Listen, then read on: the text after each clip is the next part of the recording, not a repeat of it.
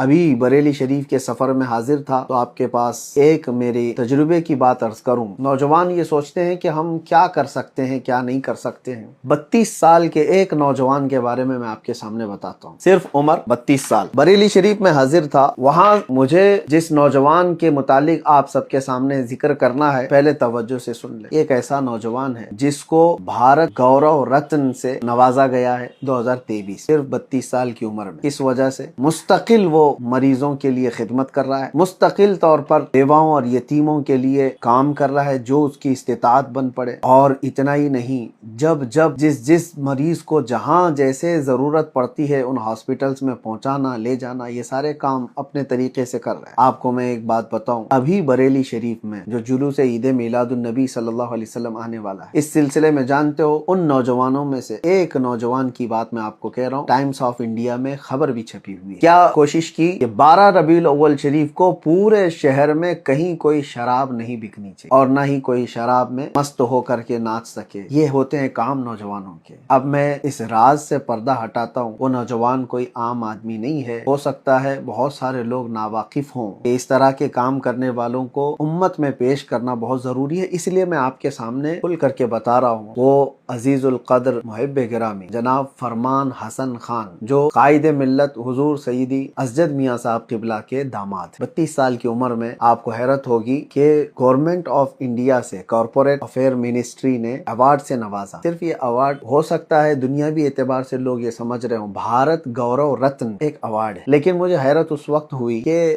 بہت سارے لوگوں کو ایوارڈ تو دیا جاتا ہے، بہت سارے لوگ ایوارڈ لیتے رہتے ہیں، لیکن آپ کو پتا ہے کہ 2025 کے U P S C board کے ایگزام میں، U P S C board آپ جانتے ہیں پورے انڈیا کا یہ سب سے بڑا امتحان ایگزام ہے جس سے بڑے بڑے آفیسر بنتے ہیں۔ U P S C board کے ایگزام میں سوال پوچھا گیا ہے کہ وہ کون ہے جس کو 2023 میں بھارت گورو رتن ایوارڈ سے نوازا گیا۔ وہ کوشچن پیپر بھی موجود ہے، کوشچن پیپر میں، اور آنسر میں یہی کہا گیا ہے کہ فرمان حسن خان۔ یہ بڑی خوشی کی بات ہے، میرے لیے بھی بڑی خوشی کی بات ہے۔ بہت سارے لوگ یہ تان و تشنیع کرتے رہتے ہیں کہ سنی کیا کر رہے ہیں، سنی یہ کر رہے ہیں۔ یہ اور بات ہے کہ وہ نام و نمود کے لیے باہر نہیں آتے یا پھر اپنا پرچار نہیں کرتے، لیکن میں سمجھتا ہوں کہ ان نوجوانوں کا امت میں ایک مثالی کردار پیش ہونا بہت ضروری ہے۔